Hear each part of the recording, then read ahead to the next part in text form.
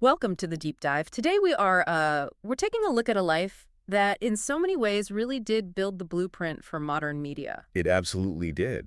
We're talking about a figure who was so much more than her public persona. Much more. We're doing our deep dive today into Lucille Ball, who most people, they just remember as the beloved zany star of I Love Lucy. Right, the comedy genius. But what our sources really compel us to focus on is her impact as, well, as a producer and a studio executive. That's the critical distinction, isn't it? It is. I mean, Time magazine, as recently as 2020, named her one of the most influential women of the century. Yeah. And that wasn't just for acting on TV. No, it was because she owned the television studio. Exactly. She was fundamentally changing the mechanics, both financial and technical, of how television was even made and sold around the world. So our mission today is to really synthesize that entire journey. We're going to try to move pretty quickly, tracking her from some very difficult and unstable early years, And a very complex, often painful personal life. all the way through to these groundbreaking business decisions that, created the whole Desilu media dynasty. It's really a study in perseverance. And you just have to look at her awards to set the stage. I mean, we're talking 13 Primetime Emmy nominations, 5 wins, The Golden Globe Cecil B. DeMille Award. 2 stars on the Hollywood Walk of Fame, and induction into the Television Hall of Fame. These aren't just markers of a popular actress. This is someone who dominated every aspect of the industry. So to really understand that drive, that ambition, we have to start at the beginning. And her foundation was really built on instability and loss. It was. She was born Lucille Desiree Ball in 1911 in Jamestown, New York. Her father, Henry, or Had as they called him, was a lineman for Bell Telephone. And that kind of job back then meant moving a lot. Constantly. The family was always relocating. Our sources mention places like Anaconda, Montana, and then over to Trenton, New Jersey. Just never settled. And that instability was then just massively compounded by a real defining tragedy. A profound one. In 1915, they were living in Wyandotte, Michigan, and her father suddenly contracted typhoid fever and died. He was only 27 years old. And Lucy was, what, 3? Just 3. And to make it even more difficult, her mother, Dee, was pregnant at the time with Lucy's brother, Fred. It's hard to even comprehend the impact of that. To lose your father, your family's main provider at that age, with your mother widowed and pregnant, it's just unimaginable. And trauma like that, it leaves these strange, indelible marks. She didn't speak about it much later in life, but she did recall one very specific detail from that day. The bird. The bird.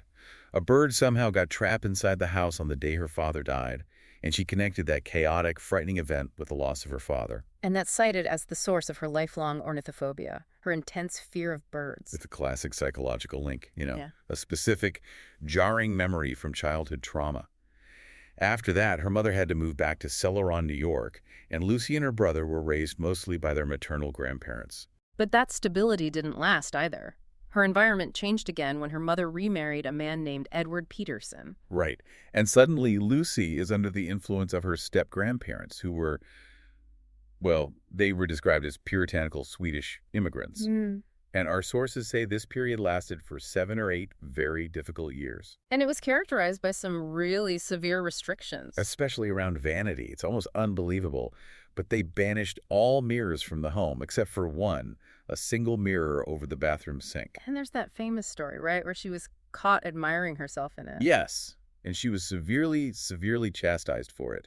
Vanity was seen as a sin. It's just an incredible piece of her psychological foundation, isn't it? The future queen of television, whose whole career would be based on her appearance and commanding attention. Was being punished, actively punished, for just looking at her own reflection as a child. You have to wonder if that repression just intensified her need for, external praise later on. It seems highly probable, and she finally found an outlet for that. Around age 12, her stepfather, Edward, encouraged her to audition for his Shriners organization. And that was it. That was the moment. That was the spark. She realized that performing was a reliable way to get that praise, that affirmation that had been so denied to her. The stage was her escape. But her personal life, it continued to be volatile. By age 14, she's dating a 21-year-old local guy named Johnny DeVita. A local hoodlum is how he's described. And her mother, Dee, absolutely hated it. She was desperate to separate them. And she used Lucy's ambition to do it. She did. Despite the family having very little money, Day scraped together enough to enroll her in the John Murray Anderson School for the Dramatic Arts in New York City in 1926. And this was a pretty prestigious school. Bette Davis was a fellow student at the time. Yes, but the experience for Lucy was just brutal. Her instructors were openly critical. They told her flat out that she had no talent and wouldn't make it. That must have been crushing. You can hear it in her famous quote from that time. She said, "All I learned in drama school was how to be frightened." But that kind of rejection, it seems like it just fueled her. It absolutely did. She went back to New York in 1928, determined to make it work. She needed money, so she got into modeling. She became an in-house model for Hattie Carnegie. And that's where the famous hair color comes from. That's the moment. Carnegie ordered her to bleach her natural brown hair blonde. Lucy did it immediately. She also became the Chesterfield cigarette girl. She was just doing whatever it took to stay afloat. The acting doors, though, they were still pretty much closed. Slam shut, really. She tried the stage name Diane Belmont, got some chorus work, but was fired. Fired from Earl Carroll's Vanities, then fired from a touring company of Rio Rita. Just one rejection after another. And all that hustling, that constant failure, eventually leads her to Hollywood for good in the 1930s. She gets a contract with RKO Radio Pictures. But she is still a very, very long way from stardom. She quickly gets a nickname. The Queen of the Bees. The Queen of the Bees. So for anyone listening who might not know the old studio system, can you break that down? What did being the Queen of the Bees actually imply for her career? Sure. So in the studio system of the 30s and 40s, a B picture was a lower budget movie. It was made quickly and cheaply, and it was usually the second film on a double bill. The movie you saw before the main event. Exactly. So being the Queen of the Bees meant she was working constantly, taking the lead in these churned-out films, and then maybe grabbing a small supporting role in a big A picture. So she was just grinding, learning the mechanics of filmmaking on set after set. Day in and day out. Our sources show her as an uncredited Goldwyn girl in Roman Scandals in 33. She was in a Three Stooges short in 34. She's in the background of huge Fred Astaire and Ginger Rogers musicals like Top Hat. So all that time on low-budget and high-budget sets, it's basically her real film school. It was priceless. She was learning about efficiency, about camera angles, about production from the ground up, and those skills would become absolutely crucial when she later had to basically invent modern television production. As we move into the 1940s, her personal life really takes over, and it starts this dynamic of, well, chaos and creativity that would define the rest of her life. It starts in 1940. She's starring in a musical called Too Many Girls, and on that set, she meets a Cuban band leader named Desi Arnaz. And their connection was, what, immediate? Instantaneous and incredibly volatile. They eloped in November of 1940, and there's a small detail from their wedding night that just perfectly captures their entire relationship. What's that? Desi actually missed his first show that night at the Roxy Theater, but he managed to rush back in time to make the second one. So from night one, professional demands were already clashing with their personal life. Always. And those early years were incredibly hard. Desi was drafted into the Army in 43. He had a knee injury, so he didn't see combat, but he was away from home, serving limited duty. And while he was away, Lucy was going through immense personal heartbreak. She was. She suffered several miscarriages, including a very difficult one in 1942. That inability to start a family put tremendous strain on a marriage that was already struggling. Struggling because of Arnaz's behavior. Yes. His infidelity was becoming a major problem, as was his drinking. And that strain, it really hit a breaking point in 1944. It did. Ball filed for divorce. She actually obtained what's called an interlocutory decree. Okay, for our listeners, what exactly is an interlocutory decree in this context? It's essentially a temporary order from the court. It says, okay, the divorce will be granted, but there's a waiting period before it's finalized. It's like a cooling off period. And in their case, they cooled off. They did. She got the decree, but they reconciled before the final order was entered, and she withdrew the petition. It set this pattern for their whole marriage, on the verge of collapse, followed by reconciliation and this burst of creative partnership. And all the while, she's still fighting for her career in Hollywood. She signs with MGM in the 40s, but she's still stuck with that Queen of the Bees label. But she finds two hugely important mentors during this time, Buster Keaton and the director Edward Sedgwick. And these relationships were really transformative for her as a performer. Absolutely. Buster Keaton, the silent film genius, he specifically taught her about physical comedy. The timing, how to work with props, the pure mechanics of a visual gag without needing a single line of dialogue. This very grounded, almost mathematical approach to being funny. Precisely. And she mastered it. It's what moved her from just being a glamorous actress to being a truly skilled physical comedian. Those are the skills the world would soon see in I Love Lucy. But before we get there, we have to talk about this significant political shadow that nearly ended her career before it truly began. The communist affiliation controversy. And when we talk about this kind of politically charged content, we stick strictly to the documented facts from our sources. So what are the concrete details here? The sources confirm this. When Lucille Ball registered to vote in 1936, she listed her party affiliation as communist. Her mother and brother did the same. And it was more than just checking a box. It was. That same year, she signed a certificate to sponsor a Communist Party candidate. And on that document, it explicitly stated, "I am registered as affiliated with the Communist Party." The party in California also appointed her to the state central committee. This sounds pretty involved. So how did this record from the 30s become a full-blown crisis in the middle of the Red Scare? Well, it had been bubbling under the surface. Back in 1940, a writer testified before the House Un-American Activities Committee, UIC, that she'd attended a party meeting at what she was told was Lucy's home. But the real firestorm hit in the early 1950s. Right when I Love Lucy is the biggest thing in America. Exactly. The worst possible time. In the context of 1953 Hollywood, with McCarthyism at its peak, this was a catastrophic threat. UIC could blacklist you, and your career would be over. Just finished. And for the star of a show that was making millions for CBS and its sponsors. The risk was immense. So in September 1953, the pressure was on, and she voluntarily met with a HUIC investigator, a man named William Wheeler, to give sealed testimony. What was her defense? How did she explain this record? She stated that she only registered as a communist at the insistent urging of her socialist grandfather, Fred Hunt. She told them, quote, "I at no time intended to vote as a communist." So she framed it as an act of family loyalty, not political conviction. That was the argument. She tried to soften it by saying that back then, being a Republican felt almost as bad as being a communist, just to show how polarized things were. And did HUAC buy it? They did. She was cleared. The FBI memo to J. Edgar Hoover specifically noted that a review of her file showed no activity that would warrant her inclusion on the security index. The legal danger was over. But the public relations nightmare was just beginning. It was. And that is where Desi Arnaz pulls off one of the most brilliant pieces of PR management in television history. It's legendary. Just before they started filming episode 68, The Girls Go Into Business, Desi walks out in front of the live studio audience.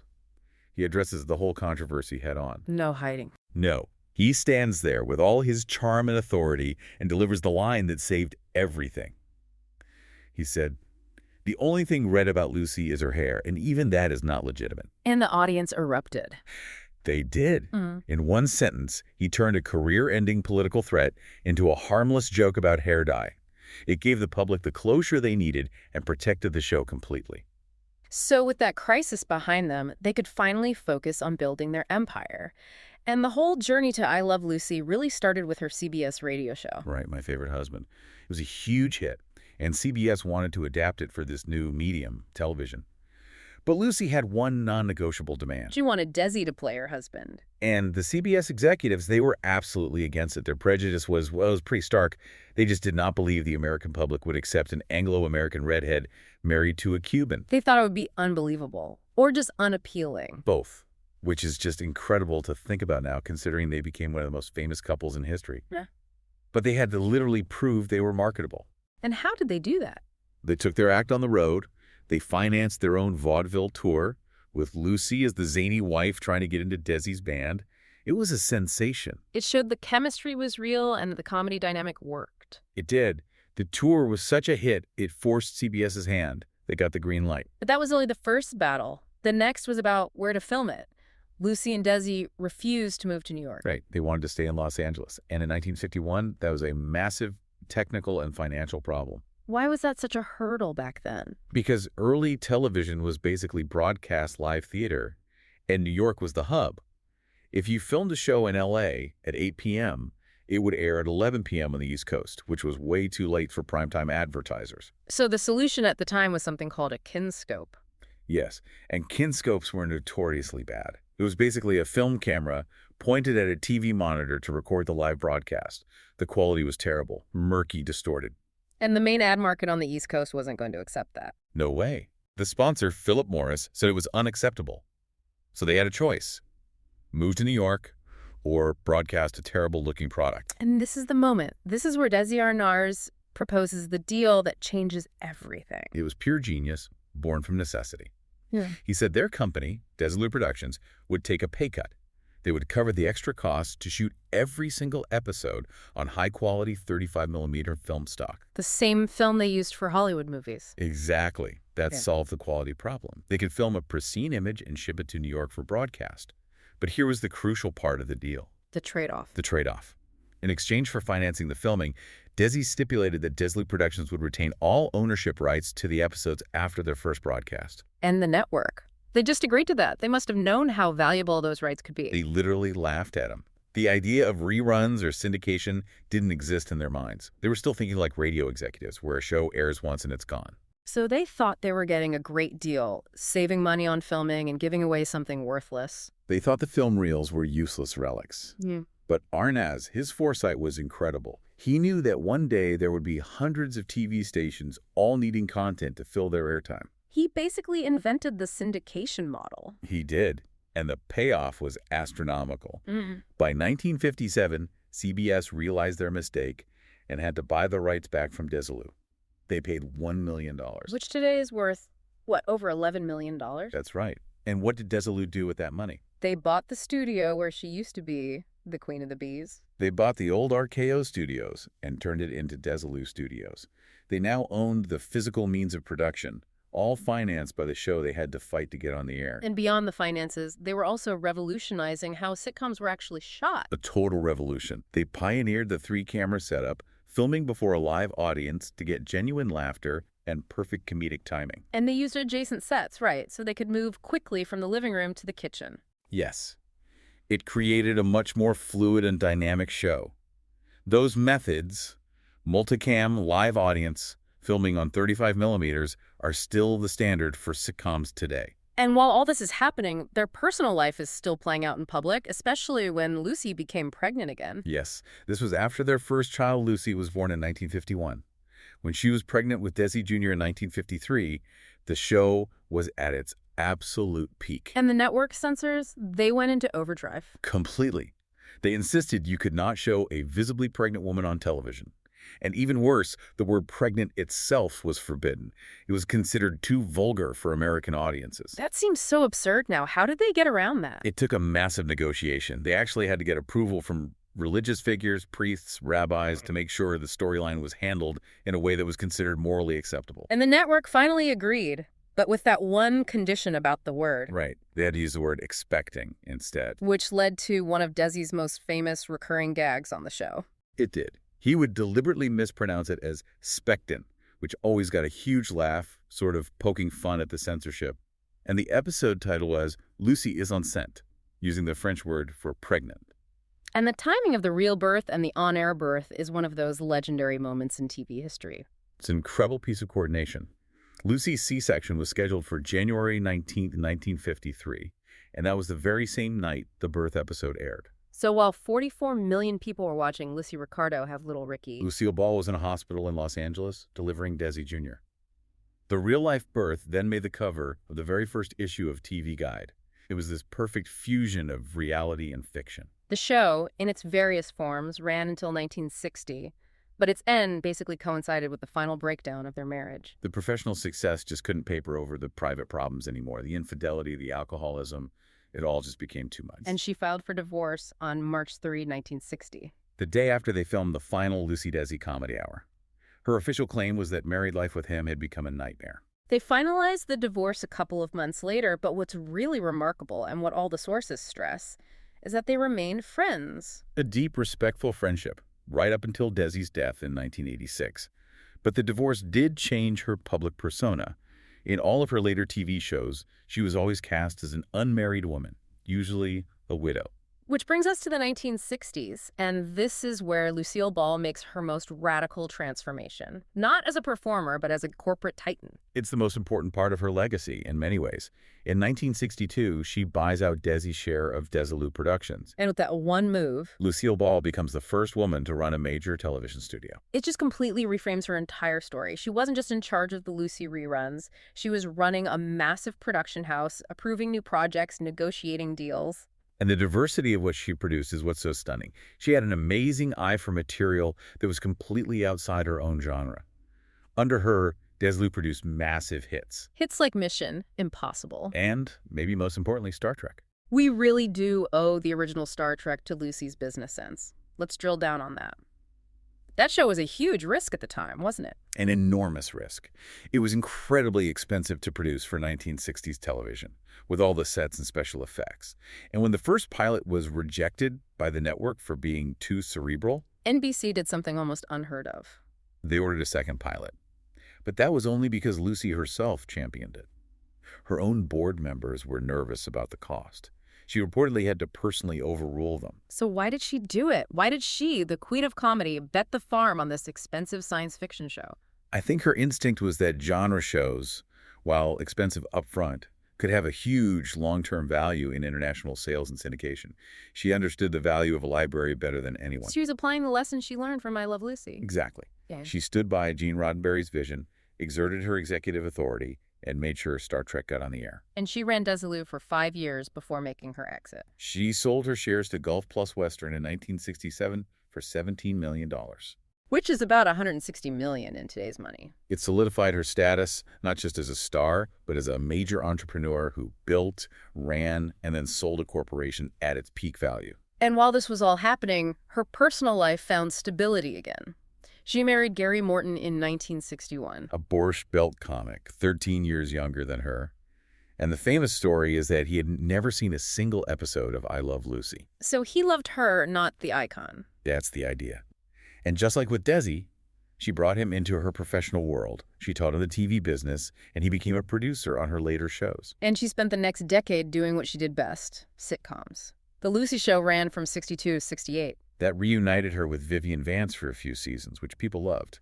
Then after Vance left, Gail Gordon became her go-to comedic foil. And right after that, she launched Here's Lucy, which ran until 74. And Here's Lucy was unique because she brought her actual children, Lucie Arnaz and Desi Arnaz Jr., onto the show as regulars, again blurring that line between her real life and her on-screen one. She also had a huge influence as a mentor, didn't she? Particularly to Carol Burnett. A very close friend and mentor, Ball sent Carol Burnett flowers every single year on her birthday, April 26th. Which, tragically, is also the date that Lucy herself would later pass away. It is a very poignant detail. Her final career moves were interesting. She really tried to stretch herself as an actress one last time. She did. In 1985, she took on a very dramatic role in a TV movie called Stone Pillow. She played an elderly homeless woman. A huge departure. A complete departure. The reviews were mixed. Some critics just couldn't accept her in such a dark role, but the ratings were huge. It proved she could still draw an audience no matter what. But her final sitcom, Life with Lucy, in 1986, it just didn't connect. No, it was poorly received. Yeah. Critics found it dated, and audiences didn't tune in. ABC canceled it after only 3 months. It was a sad end to her sitcom career, but it doesn't diminish everything that came before. Not at all. And she remained this beloved public figure right up to the very end. Her last public appearance was just a month before her death. At the 1989 Academy Awards, she and Bob Hope came out on stage together and just received this incredible, powerful standing ovation. And then her final illness, it came on so suddenly. Very suddenly. On April 18th, 1989, she had severe chest pains. She was diagnosed with a dissecting aortic aneurysm, Which required immediate emergency surgery. a 7-hour surgery to repair the aorta and replace a valve. And by all accounts, she was recovering well for the next week. But then 8 days later, On April 26, 1989, she woke up with severe back pain and passed away. She was 77. The cause was a ruptured abdominal aortic aneurysm, which was completely unrelated to the first surgery site, just a tragic coincidence. and her death led to this huge national outpouring of grief. And recognition. She was posthumously awarded the Presidential Medal of Freedom. But one of the most poignant moments of recognition came a few years earlier at the 1986 Kennedy Center Honors. This was so personal because of who was supposed to introduce her. Desi Arnaz was scheduled to give the introduction, but he died of cancer just 5 days before the ceremony. Robert Stack had to step in and give this very emotional tribute in his place. Even at the end, their stories were just so intertwined. They always were. Her cultural impact is just, it's almost hard to measure. She was on the cover of TV Guide 39 times. A record, including the very first issue in 1953 with her newborn son. And years later, the magazine voted her the greatest TV star of all time. And we can't talk about her legacy without at least mentioning the saga of the Scary Lucy statue. Oh, right. The statue in Celeron, New York, unveiled in 2009. It was so, well, unflattering that it became this viral phenomenon. People called it Scary Lucy. They did, and it became this weird tourist attraction. But I think what's interesting is the intensity of the public backlash. People felt a real ownership of her image. They demanded it be done right. And it eventually was. A new, much better statue was unveiled in 2016. Yes, and the original Scary Lucy was just moved about 75 yards away. Yeah. So you can see both, which is kind of a perfect metaphor for her complex legacy. And her life is still being explored today. Nicole Kidman's portrayal in Being the Ricardos earned her an Oscar nomination. It just shows how fascinating that dual identity of hers still is. And that's really the core of it, isn't it? You have Lucy Ricardo, the unparalleled physical comedian who made generations of people laugh. And then you have Lucille Ball, the hard-nosed, visionary executive who ran Desilu with an iron fist and extraordinary foresight. The woman who was steering the studio that greenlit Star Trek and Mission Impossible. Which brings us to the final thought we want to leave you, the listener, with to explore. Which of her legacies was truly her most radical accomplishment? Was it the creative one, the beloved performer we all remember so fondly? Or was it the corporate one? The pioneer who invented TV syndication, who broke the glass ceiling for women in studio leadership, and who launched some of the most enduring franchises in television history. Her genius was that she mastered both the craft and the corporation. And it proves that sometimes the biggest laughs are funded by the shrewdest business decisions. Thank you for joining us for this deep dive into the extraordinary life and executive accomplishments of Lucille Ball.